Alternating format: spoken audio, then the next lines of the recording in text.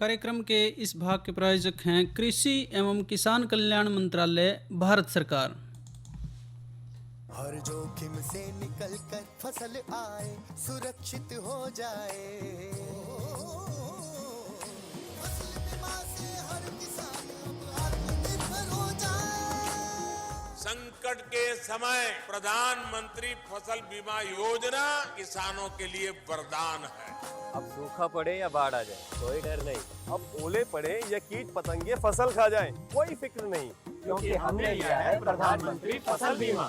बुआई से फसल कटाई तक हर जोखिम का दावा, न्यूनतम प्रीमियम पर अधिकतम भुगतान का वादा। योजना से हर साल जुड़ रहे हैं 5 करोड़ से ज्यादा किसान। अब आपकी है बारी। नजदीकी कृषि कार्यालय, सहकारी समिति, बैंक शाखा, अधिकृत बीमा कंपनी या जन सेवा केंद्र में स्वेच्छा से करा सकते हैं पंजीकरण। फसल बीमा पोर्टल या फसल बीमा ऐप द्वारा भी कराया जा सकता है पंजीकरण। प्रधानमंत्री फसल बीमा योजना, आपकी फसलों का संपूर्ण सुरक्षा कवच। कृषि एवं किसान कल्याण मंत्रालय, भारत सरकार।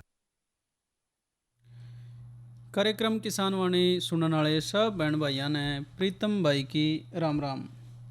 किसान भाइयों, आज का जो किसान वाणी कार्यक्रम है इसमें हम चर्चा लेकर आए हैं लोबिया की काश्त की और साथ ही कद्दू वर्गीय सब्जियों की देखभाल के बारे में, और एक जो किसान भाई से हमने बातचीत की वो भी आपको सुनवाएंगे। लेकिन पहले कद्दू वर्गीय जो फसलें हैं, उनके कीट हैं, उनकी जो रोकथाम है उसकी चर्चा करेंगे। कद्दू वर्गीय जो हमारी सब्जियां हैं उनकी फसलें, जो अगर कहें कि गर्मी का जो हमारा मौसम है उसमें मुख्य फसलें हैं सबसे ज़रूरी, ज़्यादा मात्रा में ली जाने वाली। और भाई मौसमी हैं तो भाई पोषण भी खूब है इनमें, उसकी जो है पानी भी इनमें है और गर्मियों के अनुकूल भी हैं। वर्षा काल में भी इस वर्ग की सब्जियां जो हैं उसमें खूब हुए हैं हमारे खेता में। इनमें मुख्य रूप से कहें बात तो घिया होगी, तोरी है, करेला है, टिंडा, खीरा, ककड़ी, खरबूजा, तरबूज। कई बार ये नदियों के किनारे या खुले खेतों में भी लगाया जा है, और ये यमुना जो नदी है या दूसरी जो नदी हैं आसपास, उनके किनारों पे खूब देखने में मिले है। यूँ कीटों का आक्रमण भाई कोई भी हमारी फसल है उस पर हुए है, अगर ध्यान रखेंगे तो बच सके हैं। एक के कीट की अगर चर्चा करें तो रेड पंपकिन बीटल या फिर लालड़ी के नाम से भाई जाने हैं। इसकी पहचान ये है कि भाई इसके जो प्रोड हैं वो लाल रंग के चमकीले हुए हैं, सुंडियाँ क्रीम रंग की हुए हैं, प्रोड बूंदी जो है पत्तियों में गोल सुराख कर ले है। सुंडियाँ ज़मीन में रह के जड़ें काट के पौधों को नुकसान पहुंचाती हैं। इसके प्रकोप से छोटे पौधे पूरी तरह मर जाए हैं। मार्च के दूसरे पखवाड़े से अप्रैल के पहले पखवाड़े तक या फिर मध्य जून से लेके भाई अगस्त तक इसका प्रकोप ज़्यादा रहे है। इसकी रोकथाम खातर 5 किलोग्राम कार्बेरिल 5D साथ में 5 किलोग्राम राख दोनों को मिला के प्रति एकड़ दोहरा कर सके हैं, या फिर 25 मिलीलीटर साइपरमेथ्रिन 25 cc ताकत की, या फिर 30 मिलीलीटर फेनवालरेट दवाई 20 cc ताकत की। ये भी ना हो तो भाई 10 ग्राम कार्बेरिल जो घुलनशील पाउडर आता है उसको 100 लीटर पानी में घोल के 1 एकड़ में भाई छिड़काव करें। लालड़ी की जो लटें हैं उससे बचने के लिए 1.6 लीटर क्लोरोपायरीफास 20 cc ताकत की को बिजाई से 1 महीने बाद जब पहली सिंचाई करें या कोई भी सिंचाई हो, महीना पूरा हो जाए तब उसको देना है। मात्रा रखनी है 1.5 लीटर से थोड़ी सी ज़्यादा, और दवाई क्लोरोपायरीफास। ये बात करी लालड़ी की। साथ ही भाई फल मक्खी है, ये जो कीट है इसका पहचान ये है कि घरेलू मक्खी जो हमारी हुए है उसी के आकार का हुआ है। इसका जो पेट है चमकीला लाल भूरे रंग का दिखे है। मक्खी कोमल फलों के गुद्दों में अंडे देती है, अंडों से सुंडी निकल के फल के गुद्दे को खावे है, इससे फल खराब हो जाए हैं। इस कीट की जो सुंडियां हैं वो कद्दू वर्गीय फसलों में गुणात्मक और मात्रात्मक दोनों ढाल से नुकसान पहुँचावे हैं और फसल में बड़ा नुकसान करे हैं। इस कीट का जो प्रकोप है भाई वो ककड़ी, काली तोरी, करेला, टिंडा, घिया और खरबूजे में ज़्यादा पाया जा है। इसकी रोकथाम खातर भाई दवाई है फोलाथियान या फिर सुमेथियान आती है, जिसको फेनिट्रोथियान कहते हैं, वो 250 मिलीलीटर, ताकत 50 ईसी, या फिर भाई 400 मिलीलीटर मेलाथियान 50 ईसी, या फिर 500 ग्राम कार्बेरिल जो सेविन या कार्बाविन के नाम से भी आवे है, 50 ईसी उसकी भी ताकत पाउडर आता है ये। इसको 200 से 250 लीटर पानी में मिलाना है। और भाई गुड़ या सीरा हो तो 1.25 किलो वो भी इसमें डाल लें। 10 दिन के अंतराल पे प्रति एकड़ छिड़कें। रस चूसने वाले कीट हैं, उनकी भी बात करें तो भाई मुख्य रूप से तेला है, अष्टपदी है, चेपा माइट कहते हैं जिसने, ये रस चूसने वाले कीट हैं। इनका आक्रमण जो है पौधों की पत्तियों का रस चूस के कमज़ोर करे है ये, और गर्मियों में माइट मुख्य रूप से नुकसान पहुँचावे है। ये पत्तियों की निचली जो सतह है उस पर जाला बना के रस चूसती है। इससे पत्तियाँ पीली पड़ जाए और फसल कमज़ोर होकर पैदावार घट जाए है। इसकी रोकथाम खातर 250 मिलीलीटर मेलाथियान 50 ईसी को 200 से 250 लीटर पानी में मिला के 10 दिन के अंतराल पर छिड़काव करें। और भाई ये दवाइयों का छिड़काव कीटों के लिए हमने जिक्र कराया है। साथ ही सिफारिश की गई कीटनाशक ही डालें, क्योंकि बेल वाली सब्जियां कुछ दूसरे जो कीटनाशक हैं उनसे जल सके हैं। ओस के समय धोड़ा ना करें। 8 से 10 मीटर की दूरी पे मक्का की कतार लगाएं, क्योंकि उस पर फल मक्खियाँ इकट्ठी होकर बैठे हैं। मक्का पे कोई भी जो है दवाई अगर ज़रूरत हो तो ऊपर वालियों में से जो हमने अभी बात करी है उनमें से भाई इस्तेमाल कर सके हैं। काने और सड़े फलों को इकट्ठा करके गहरे मिट्टी में दबा दें। ये जो बातचीत रही, ये रही हमारी कद्दू वर्गीय फसलों के कीट और उनकी रोकथाम के बारे में। और भाई अब एक किसान भाई से विनोद मोरवाल जी ने बातचीत की। पहले सुनेंगे ये बातचीत और उसके बाद अगला जो हमारा लोकगीत है वो सुनवाएंगे। आज हम पहुंचे गांव खेड़ी रामनगर में, और आज हम बातचीत का जो सिलसिला कर रहे हैं करमपाल जी से। तो करमपाल जी, आपका स्वागत है कार्यक्रम में। धन्यवाद। करमपाल जी, आप ये बताइए सबसे पहले कि आपके पास कितने एकड़ जमीन है? 15 एकड़। और कब से खेती कर रहे हो? 8-10 साल हो गई। तो जो 8-10 साल आप बता रहे हो, आपने क्या क्या काश्त कर रखा है उसके में? माने जीरी, मोटी फसल भी करी है, जीरी भी करी है, सब्जी भी करी है जी। तो कौन सी खेती आप सबसे ज़्यादा करते हो? सब्जी की भी करें जी, धान की भी करें, दोनों ही करें हम तो। जो आप ये खेती करते हो जिस तरह, क्या उससे पहले क्या आप मिट्टी की भी जांच कराते हो जी? नहीं जी। मिट्टी की जांच क्यों नहीं कराते जी? बस कराई नहीं जी अब तक। हालांकि जो मिट्टी की जांच होती है उससे हमारे को पता भी चल जाता है कि भाई कितना खाद लगना है, उससे तो काफ़ी फायदे हैं और प्रचार भी देखते हैं। तो इसकी तरफ आपका क्यों रुझान नहीं हुआ? बस कराई नहीं जी अब तक तो आगे की तो सोचते होगे? आगे करवा लेंगे, देखें। जो सब्जियों की बात करें तो सब्जियों में आपने क्या क्या बो रखा है? सब्जी में जी तोरी है जी, करेला, घिया, खीरा। तो ये आपने कितने एकड़ में लगा रखी है? ये 2 किले में, 2 एकड़ में। 2 किलो में, 2 एकड़ में। तो इसमें तो फिर तो आपका केवल 2 एकड़ का, फिर तो आप घर के लिए खेती करते हो या बेचने के लिए भी इनको लेते हो? बेचने के लिए। बेचने के लिए। तो बेचने में अगर जो बात करें, आप जैसे तोरी घिया बताया आपने या करेला, तो फिर तो मंडी में भी कोई दिक्कत नहीं होती कि बिक जाते हो कि हाथों हाथ? हाँ, बिक जाओ।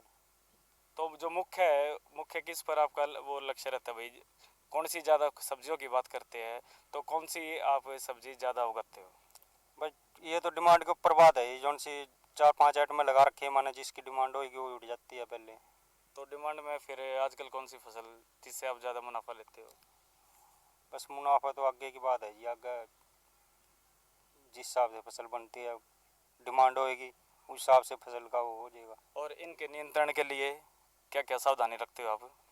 इसके लिए ही पानी टाइम पे देते हैं, शाम सवेरे खाद गिरते हैं टाइम पे, दवाई करते हैं टाइम पे। अब जैसे अगर जो सब्जियों की बात कर रहे हैं, तो जब आप सब्जी उग जाती है तो इनको तोड़ने के लिए मजदूरों की भी दिक्कत होती है कोई? हाँ, लेबर के लिए जिस तरह? हाँ, लेबर मिल जाती है टाइम पे। लेबर मिल जाती है।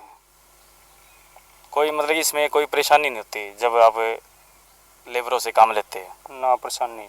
अच्छा, जिस तरह आप देख रहे हैं, जिस तरह जैसे आप देख रहे हैं भाई तोरियों के लिए है, या अगर जो करेले की बात करते हैं, जो ये जाड़ बिछा रखा आपने, इसके लिए कैसे आप इसकी तैयारी करते हो? इसकी तैयारी तो 15-20 दिन लग जाते हैं इसकी तैयारी में, एक एकड़ में।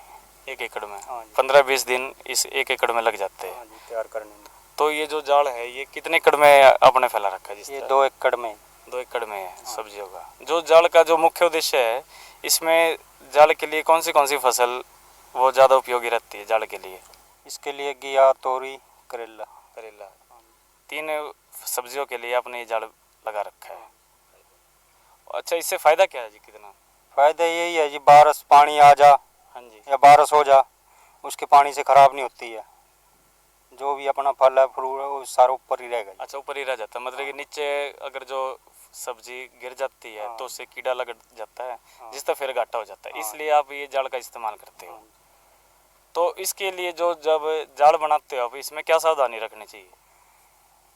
इसकी सावधानी तो जी सारी सावधानी है इसमें, जो भी मान ले तार की, बनसा की, मान ले बेल की, किस हिसाब से लगाना, सारा देखना पड़ेगा।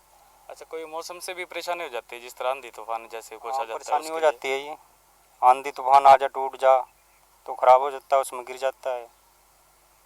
तो इसकी देख रेख आप समय समय पर करते रहते हो? हाँ जी। तो अब जिस तरह हम बात करें जिस तरह खेतों की, तो आप फिर तो इसकी देख रेख के लिए कितना समय दे देते हो आप खेतों के लिए? खेतों का हम तो सारा समय खेतों में ही दें। अच्छा, खेतों में ही रहते हो। हाँ। तो कार्यक्रम में जुड़ने के लिए करमपाल जी आपका धन्यवाद। धन्यवाद।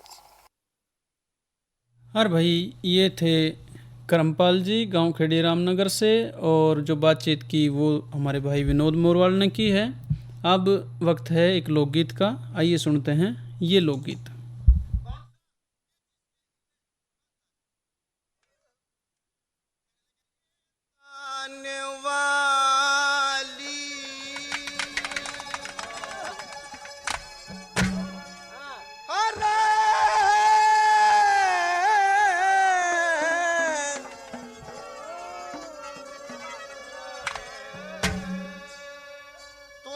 हीरे जाने वाली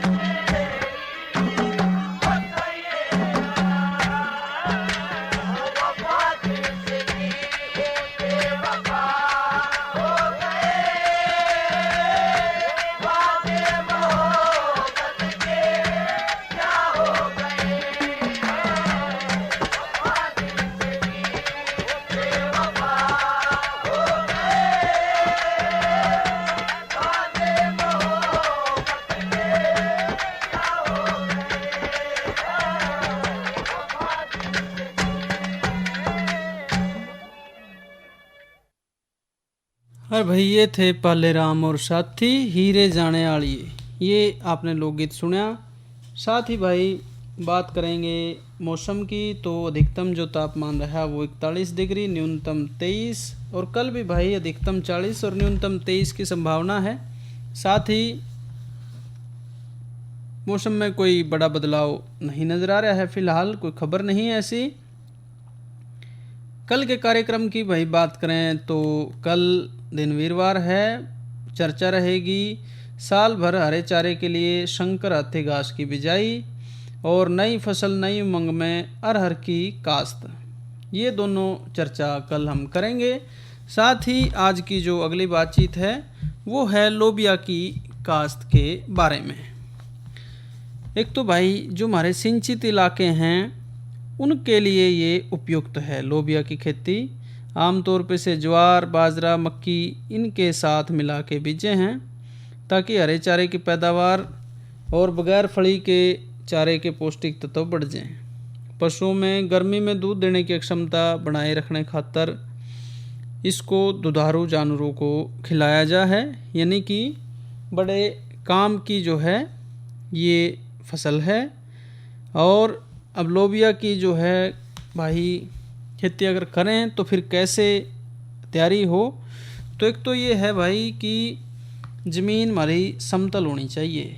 अब वैसे तो कोई भी हमारी फसल है तो उसमें जो है ज़मीन समतल ही होनी चाहिए, क्योंकि पानी जड़े भी ऊंचा नीचा लगेगा, दिक्कत रहेगी। इसकी खेती मैदानी क्षेत्रों में फरवरी से लेके और अक्टूबर तक कर सके हैं भाई। और साथ ही लोबिया जो है प्रोटीन के लिहाज से उत्तम फसल है। इसकी खेती दाने, सब्जी यानी हरी फली या फिर चारे या फिर हरी खाद, इन सब के लिए करी जा है, तो एक तरह से काम की फसल है। साथ ही भाई दलहनी फसल होने के कारण जो वायुमंडलीय नाइट्रोजन है उसको भी हमारी धरती में इकट्ठा करे है।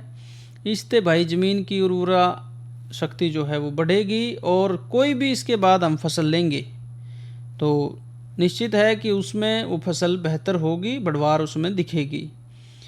इसमें अन्य जो हमारी हरी सब्जियां हैं उनकी बजाय बात करें तो उनकी तुलना करें अगर, तो भाई प्रोटीन है, फास्फोरस और कैल्शियम, इसकी मात्रा लोबिया की सब्जी में ज़्यादा हुए है। इसमें आमतौर पे 100 ग्राम हरी फली में नमी 84 ग्राम, प्रोटीन 4.3 ग्राम, कार्बोहाइड्रेट 8 ग्राम, कैल्शियम 80 ग्राम और मैग्नीशियम 54 ग्राम मोटे मोटे पाए जा हैं।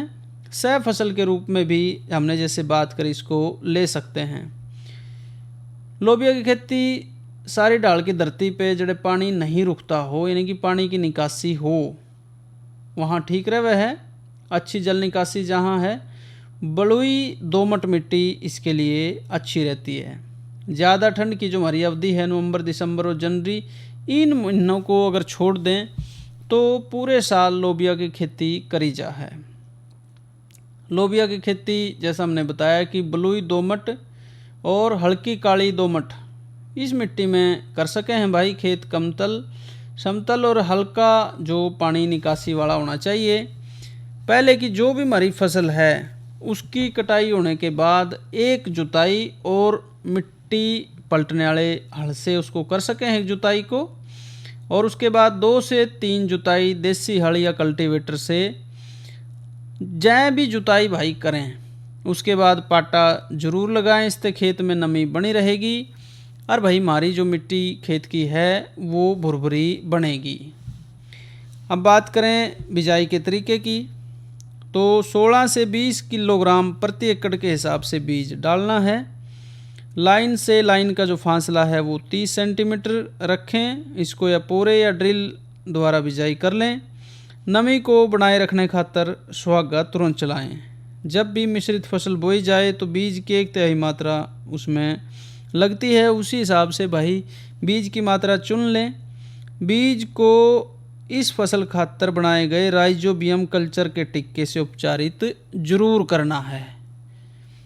साथ ही भाई खाद की बात करें तो 10 किलोग्राम नाइट्रोजन यानी कि 40 किलो जो किसान खाद आती है उसमें 25% अगर है तो 10 किलोग्राम नाइट्रोजन और 25 किलो फास्फोरस प्रति एकड़ बिजाई से पहले लाइनों में ही ड्रिल करके देनी चाहिए। दाल वाली फसल है तो जैसे वायुमंडल से ये नाइट्रोजन खुद ही लेती है, इसलिए नाइट्रोजन की इसको अधिक जरूरत बाद में नहीं पड़ती। निराई गुड़ाई कसोले से कर सके हैं, 1 या 2 गुड़ाई की जरूरत आमतौर पे पड़े है। और भाई सिंचाई की बात करें तो मई में बोई गई फसल को मानसून आने तक हर 15 दिन बाद सिंचाई की जरूरत पड़ती है। कुल मिला के कह लें भाई 3 से 4 सिंचाइयों की जरूरत इसको पड़ती है। इसकी उन्नत जो प्रजातियां हैं उनकी बात करें, CS 88 ये जो किस्म है हरियाणा में चारे की खेती खातिर उपयुक्त है। सीधी बढ़ने वाली किस्म है, इसके पत्ते गहरे हरे और चौड़े होते हैं। ये किस्म अलग अलग रोगों और कीटों से मुक्त है, खासकर पीले मोजेक विषाणु से। इसकी बिजाई सिंचित और कम सिंचित जो इलाके हैं उनमें गर्मी और खरीफ में करी जा है। हरा चारा 55 से 60 दिनों में कटाई के लिए तैयार हो जाए है। यदि फसल बीज के लिए लेनी हो तो बिजाई का उपयुक्त समय जुलाई के मध्य से अगस्त के पहले हफ्ते तक हमने बताया। इसके हरे चारे की पैदावार 140 से 150 क्विंटल प्रति एकड़ हो जाए है।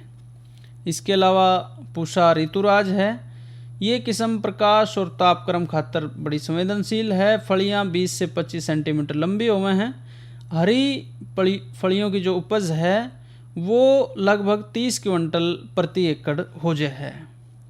पूषा कोमल फलियों की लंबाई 20 से 25 सेंटीमीटर और हरी फलियों की जो उपज है वो इसमें भी लगभग 30-32 क्विंटल प्रति एकड़ हो जाती है। पूषा फाल्गुनी एक किस्म है भाई, ये भी जो है शीघ्र पकने वाली छोटी अवधि की प्रजाति है। अच्छी खेती की दशा में हरी फलियों में इसकी उपज 50 से 60 क्विंटल प्रति हेक्टेयर है और दाना और हरे चारे की उपज जो है इसमें वो 5 क्विंटल प्रति एकड़ या फिर आप यूँ कह लो कि 100 क्विंटल प्रति जो है, अगर हरे चारे की बात करें तो उसमें 100 क्विंटल तक ली जा है। अलग अलग बुआई करके भी भाई इसको ले सके हैं। इसके बाद करेंगे भाई कटाई की बात, तो लोबिया से 2 कटाइयाँ ले सके हैं। पहली कटाई बिजाई के 55 दिन बाद और दूसरी कटाई फसल के फूल आने पे। इस तरीके से करने से गर्मियों में हरा चारा तो मिलता ही रहेगा, साथ ही जो भी सामान्य विधि भाई पहले अपनाते हैं उसके मुकाबले चारे की जो पैदावार है वो भी ज़्यादा मिलेगी। कार्यक्रम के इस भाग के प्रायोजक थे कृषि एवं किसान कल्याण मंत्रालय, भारत सरकार। अरे क्या कर रहा है? इधर इधर इधर हम बोल रहे हैं तेरे बीजू का। उतला बोल रहा है? पक्षियों से तो हम खेत को बचा लेते हैं, पर इन घातक रसायनों से कैसे बचाएं? मतलब? देख बेटा, तू जो ये अंधाधुंध रसायन मिलाता है ना, मिट्टी की सेहत बिगड़ने लगी है और जब माटी ही कमजोर पड़ जाएगी तो उपज कैसे सेहतमंद होगी? अरे पहले ऐसा नहीं था, पूछना अपने बड़े बुजुर्गों से, कैसे फसल लहलहाती थी, शुद्धता झलकती थी। हाँ, माटी भी तंदुरुस्त और लोग भी। अरे अब पहली वाली बात कहाँ? पर अब तो सब यही डाले हैं। सब नहीं, आज भी लाखों जागरूक किसान परंपरागत विधि से फसल उगा रहे हैं। खर्चा कम और उपज की कीमत भी बेहतर पा रहे हैं। सच है? रे बेटे, एक्सपीरियंस से बता रहे हैं, धूप में बाल सफेद नहीं किए हैं। हाँ। ठीक है भाई, मैं भी आज से जैविक खेती शुरू करूंगा। माटी से प्रेम की परंपरा है परंपरागत खेती। और भाई कार्यक्रम किसान वाणी का समय यहीं तक, हमें इजाजत दो। अच्छा भाइयों, राम राम।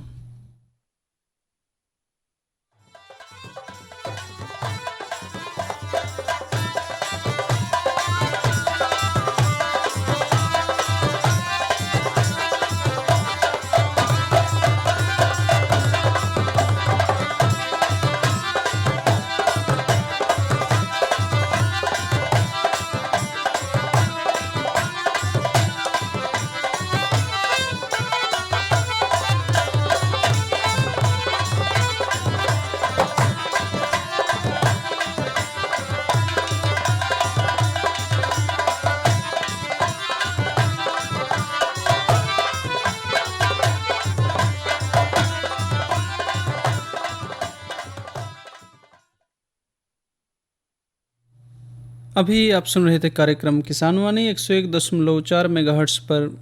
आकाशवाणी का है कुरुक्षेत्र केंद्र है। अभी वक्त है कार्यक्रम ग्राम संसार का।